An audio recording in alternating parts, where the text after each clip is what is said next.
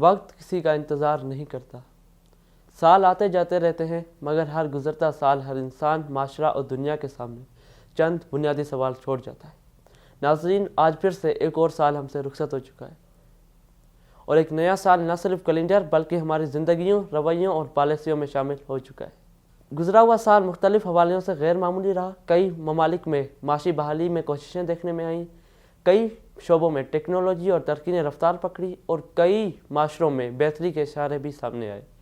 لیکن اسی کے ساتھ دنیا کے کئی خطوں میں عدم استحکام برقرار رہا۔ جنگیں، سیاسی کشیدگیاں، معاشی دباؤ، مہنگائی اور انسانی بحران سال بھر عالمی توجہ کا مرکز رہے۔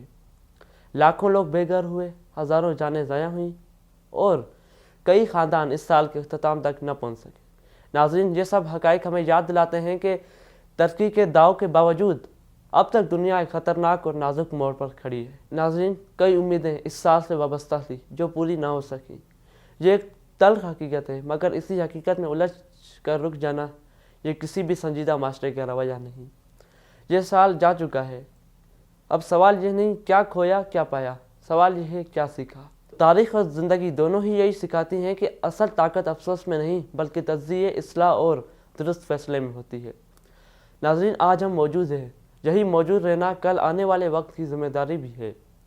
ناظرین، نیا سال کوئی تہوار نہیں، نہ ہی محض خوشی منانے کا موقع ہے۔ یہ وقت کے مرحلے میں ایک قیمتی مرحلہ ہے۔ اسلامی نقطۂ نظر سے وقت اللہ تعالیٰ کی سب سے بڑی اور واضح امانت ہے۔ ہر لمحے کا ہم جواب دہ ہیں۔ ہم سے یہ سوال فرد کی سطح پر نہیں بلکہ اجتماعی سطح پر بھی پوچھا جائے گا کہ ہم نے اپنے وقت، اپنے وسائل اور ترجیحات کے ساتھ کیا کیا۔ اور معاشرتی سطح پر ایک اہم حقیقت یہ بھی ہے، ہم اکثر لوگوں کی باتیں، غیر ضروری مباحث اور وقتی شور کو اپنی اصل ترجیحات پر حاوی کر لیتے ہیں۔ نتیجتاً اصلاح پیچھے رہ جاتی ہے اور تاثیر آگے آ جاتی ہے۔ نیا سال اس بات کا تقاضا کرتا ہے کہ ہم اس رویے سے نظر ثانی کریں۔ لوگ کیا کہتے ہیں یہ ایک ثانوی بات ہے، ہم کیا کرتے ہیں یہی اصل اور اعلیٰ معیار ہے۔ ایک سنجیدہ معاشرہ اپنے فیصلے شور پر نہیں، اصول پر کرتا ہے۔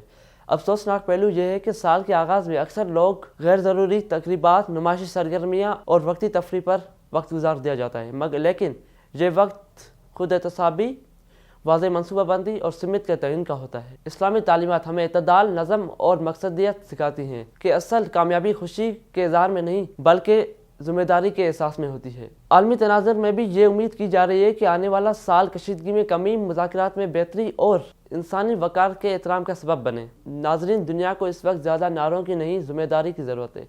زیادہ وعدوں کی نہیں، زیادہ عمل کی ضرورت ہے۔ ناظرین، آخر میں سوال یہ نہیں نیا سال آیا یا نہیں، بلکہ سوال یہ ہے کہ ہم نے پچھلے گزرے ہوئے سال سے کیا سیکھا، کیا پایا، کیا کھویا، اور آنے والے سال سے ہم کیا سیکھنا ہے، کیا چھوڑنا ہے، کیونکہ جو غلطیاں ہم پچھلے بار کر چکے ہیں وہ اس بار ہمیں دہرانی نہیں ہیں۔